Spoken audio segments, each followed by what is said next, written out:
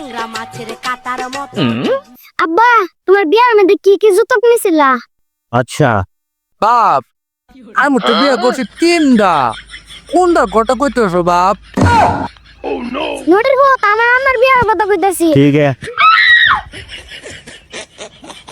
বাপ তোমার আমরা বিয়ের সময় আমার মেলা কিছু দিছিন, তোমার না নাই গাড়ি দিছিন, কাঠ দিছিন, 5 লাখ কি হাও দিছিন বাবা। समझ गया তাহলে আব্বা আমার বিয়ার সময় কি কিনিবা? ठीक है